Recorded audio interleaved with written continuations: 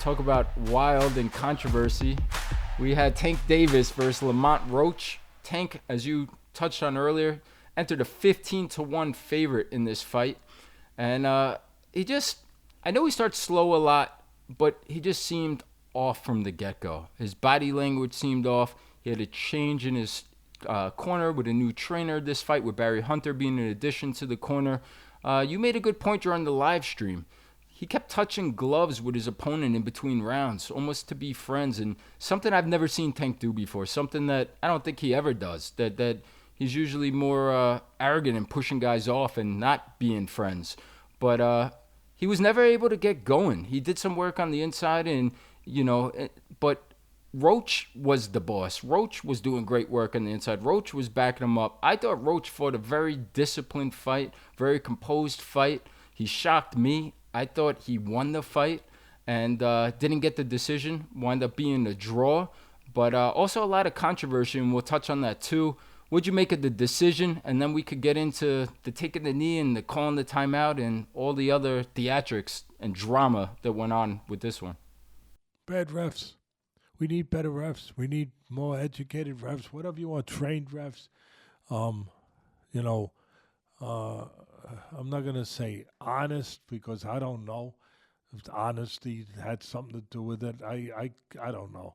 But definitely we need better refs, refs that assure themselves, know how to make a decision, know they're making the right decision, emboldened to make that decision.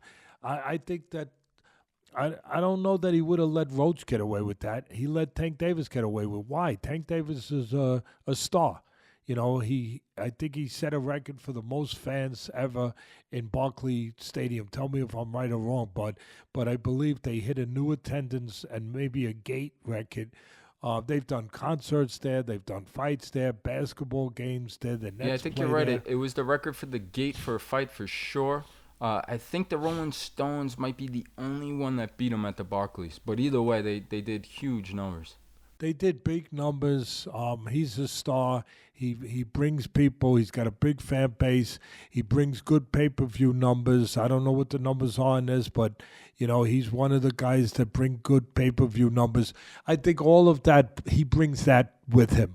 When a referee allows him to take a knee, which is not a rule in boxing, and get away with it and not make it a 10-8 round. That should have been a 10-8 round. He got hit with a jab just before that. I'm not trying to go after Tank Davis. People already know. Some people say I defend him too much, that I'm saying how great he is. And he is. He's a tremendous, complete fighter, puncher, fighter, inside, outside. He's patient. He's responsible defensively. He's got fast hands. He puts punches together. He goes to the body and head. He's all of that. He can counterpunch. He can set traps. All of that. But he was wrong here. He got away with it. But the sport let him get away with it. There's nothing wrong with the fighters. It's the administrators of this sport that there's a lot wrong with. And there is. And you see it. And we shouldn't keep seeing it. It's got to be stopped. A referee, that is not in the rule book. You get hit with a jab. I know there was a second or two in between. Sometimes you see a delay, knockdown, whatever. The punch didn't hurt him. I understand that. But he got hit a jab, and then a second, 2 seconds later, he takes a knee. Guess what? I'm sorry. That constitutes a knockdown. Your knee goes down after a punch somewhere around there. That's a knockdown. There is, again, we're not in football. There are no fair catches here. You know what I mean? And if it was, to your point last night when I said it, it would be a touchback. You know what I mean? It would, if you took a knee in a certain situation, it would be a touchback. There were rules for a reason. Unless even Crawford came out. The great Terence Crawford, pound for pound, one of the best fighters in the world, in the top three, between him, Inoue, and Usyk, right?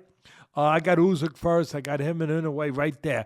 I think Usyk deserves to be first after what he's done, putting together the heavyweight title, the whole thing, the whole shebang.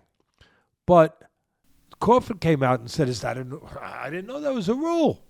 I guess I was sleeping when they passed that one. I guess I was taking a nap. Or maybe I was out doing road work. He didn't say that, by the way. I'm just adding that to it. But I must have been I must have been busy doing something when that rule. That is not a rule.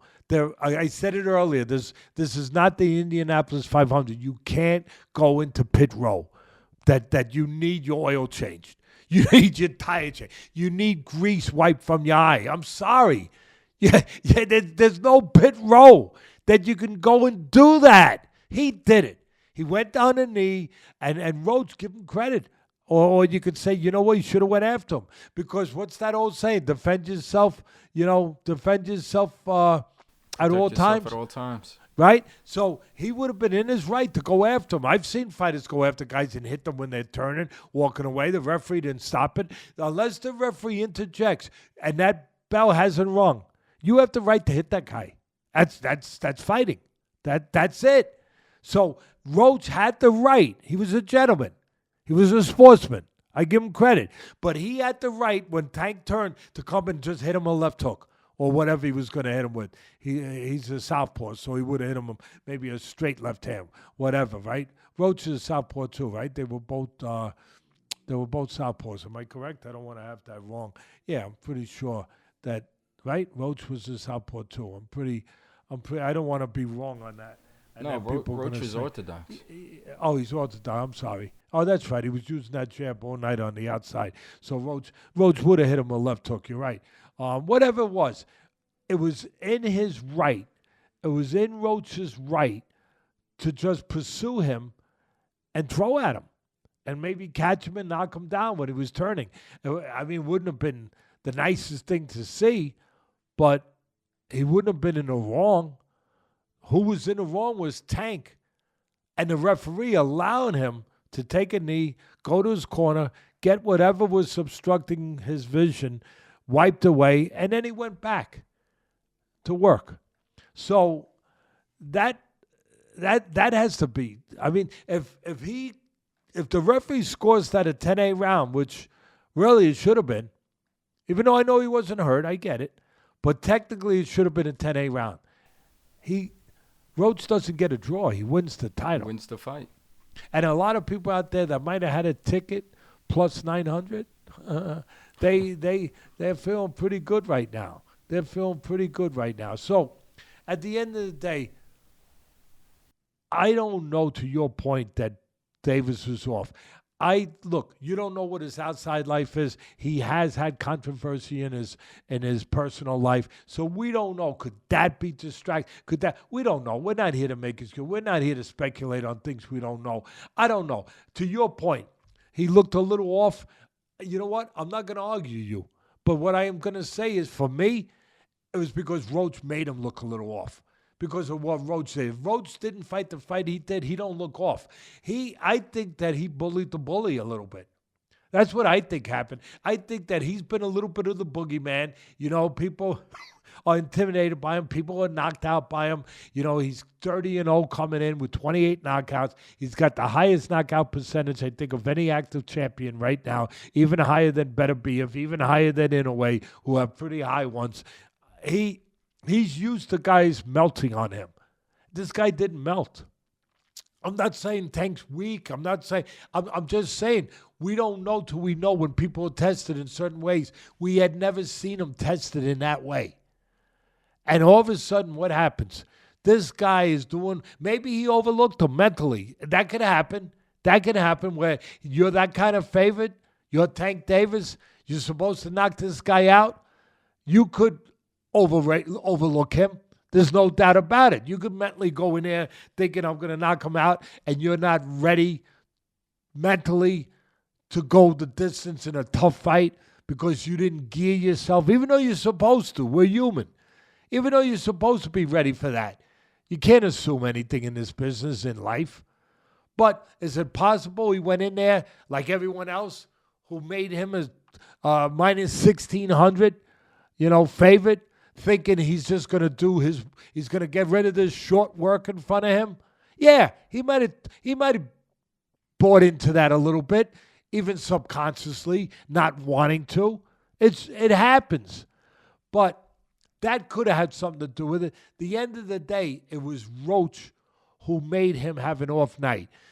when Roach, he had the right fight plan. He was longer, he was bigger, he was taller. He used the jab on the outside. And he fought with that geography. And then he started shrinking the ring. He started coming in, which I got to be honest, I didn't think he should do. I didn't know if he could do it. I thought that was dangerous territory and it was. But he was prepared for that dangerous territory. But I thought his territory had to be on the outside. Use that jab, set traps. See if you could get Tank, who's a really buttoned-up fighter. He doesn't make a lot of mistakes. See if you could get him to bite. See if you could get him to get over-anxious. See if you could frustrate him. See if you could get him to come into a counter. But don't go into the lion's den. Don't go into the lion's den because you might get your head bit off. Because other people have gotten their head bit off. He went into the lion's den. But he did it the right way. He was buttoned up, tight, guard.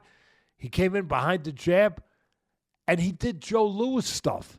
Joe Louis, I love Joe Louis. Joe Louis threw the nicest, shortest right hands you ever saw.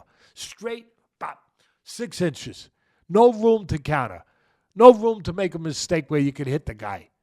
He threw those kind of right hands and left hooks, offered short punches. If you go inside a dangerous place with a guy like this, and you go inside, you keep your defense tight, and you throw your punches real short where there's no air. There's no air. There's no room for punches in between with the quick power hands of Tank. You can get away with it, and he did. And he prospered in there. I always say sometimes the safest place, believe it or not, is in the eye of the storm. He understood that. You have to have the nerve, the confidence, the mental togetherness to do that. He had all of that, not just the size, the reach, the ability. He had that. The mental togetherness to go inside, the confidence, just the nerve to go in there, which a lot of people can't do, and be able to survive in there and more than survive, prosper, make hay. Actually win in there in spots. And then what did he do? I thought, okay, get your spots, get out, get in. He started walking them down. Late in the fight, I thought it was a close fight, Bud. I don't know there was a huge robbery. I thought there was a lot of close rounds. I thought at the end of the day, I did think that Roach deserved to probably get his hand raised, but I'd have to watch it again because there was a lot of, Tank had an edge in rounds, middle rounds, earlier rounds. He had an edge a little bit, placing nice shots, body, doing a good job, doing what he usually does. I thought it was a close fight. I thought Roach came on in the late rounds and maybe took the title. At the very least, earned the draw. It was a close fight. But when he went inside, when he started back around the 5th round, whatever rounds, you alluded to it because I talked about it last night, where Tank suddenly, which we've never seen this before, started touching him, tapping him. Hey, bud, good round. He never does that. He's got a disdain. He's got an attitude, an arrogance, like you said. He's the boogeyman. He's Tank Davis. He knocks guys out. He don't give them any reprieve. He don't give them hope. He don't make them feel like he's a good guy. He makes them feel like he's a bad guy. You're in here with a bad guy, and bad things are going to happen to you because I'm a bad guy. And all of a sudden, he taps him. That's sending a message. I noticed that. I know no other commentators talk about that, but I noticed that right away. And that's why I said it on our live streaming, on our watch-along. And don't think Roach didn't notice it. If I'm in the corner with Roach, and his corner did a great job. I don't know if they did this, but I'm seeing that. As soon as he gets back, I'm going to make sure that I make sure he's aware of that. I'm going to say, you're getting to this guy. He don't do that. He doesn't do that. He's making a concession here, an admittance that you're getting to him, that this is different tonight. You're making him feel different. You're making him think. I don't know. You're making him feel vulnerable. I don't know if his corner pointed that out to him, but maybe he himself, Roach, felt that because you could see him growing, the confidence round by round. And he looked like a different guy, a bigger guy as the fight progressed. You're right. And you said that. You know, I used to buy those little sponges for you when you were a little baby. I used to buy those little figurines for my grandchildren. I buy them for my grandchildren, Rich. And what you do, they're little sponges. And then you put them in a bathtub and they get big. They blow up. That was what this guy was doing. Roach was blowing up. He was getting bigger right in front of your eyes. And to my son's point, that yeah, he noticed Tank touching him. Of course he did. He saw it. He felt it. And he knew what that meant. That meant this guy's giving. He's giving in a certain area. I'm not overdoing it here, but all you need is a little something in that kind of fight for a guy who's been that kind of monster, that kind of fearsome, unbeatable force, dangerous force. Now suddenly he's showing a crack. That's the word. He showed a crack, and Roach saw it. He felt it. He witnessed it. He was part of it, and he said, "I'm gonna keep doing what I'm doing. I'm on the right path." I needed that. I needed that. That was assurance. That was verification that I'm getting to him. I'm getting to him. Tonight is different. And what did he do? He started backing him up, doing what I probably would have been worried about doing, to be transparent about it. But he started with a tight defense behind that jab, straight punches, short punches. He started backing him up. He started bossing him around. He started becoming the boss of that fight. Yeah, he bullied the bully. Yeah, he bullied the bully. Really, he bullied the bully. You know, it's kind of like when you're in the schoolyard and you see the bully having his way all the time, right? And then all of a sudden, one day, a guy stands up to him. The bully ain't acting the same way. All of a sudden, he's not, quite as aggressive. I used to laugh. Custamato used to say, yeah, all of a sudden, he's acting like the principal's holding him back. Meanwhile, the principal's 4 feet back. Right. Like, hey, let me nobody's holding you back. You're okay. But, Tank's not doing that. But I'm just saying that there was a crack. There was a change in behavior, a change in attitude, a change in confidence. And Cuz had a saying, I think it's appropriate here, but I'm going to throw it out there. He used to say, when you depend a little bit on, look, Tank depends on talent. I'm not saying he don't. But when you also, part of that mix is that whether you wanted it to be or not, it became that intimidation becomes part of that mix. Where you're dependent on talent to beat guys, but intimidation is a partner in there, in that mix, where it's also part of it. When you get to a place where maybe you've been depending on that a little bit, or at least cognizant of that, when all of a sudden the intimidated doesn't get intimidated, he becomes the intimidator. That's a brilliant, brilliant message that Cuss used to tell me. You're not going to hear that from too many people. When you are depending, it happened with Mike Tyson, if we're going to really get down to truths here. When you depend on intimidation, now I'm not saying Tank did it, I think Tyson did, but I don't think Tank did to that degree. I don't. But when that's part of the mix, and you depend on intimidating, being the intimidator, and the guy that you are trying to intimidate does not get intimidated, you become the intimidated. He becomes the intimidator. I think a little bit of that happened, a little bit. The bottom line is he fought a hell of a fight, Roach. He deserves credit. Tremendous. He went into the lion's den, and he came out. He came out, unscathed. He backed him up. It's a win for him. He won last night. He doesn't get Tank's belt, but he won, and we can't wait for that rematch. The stock goes up.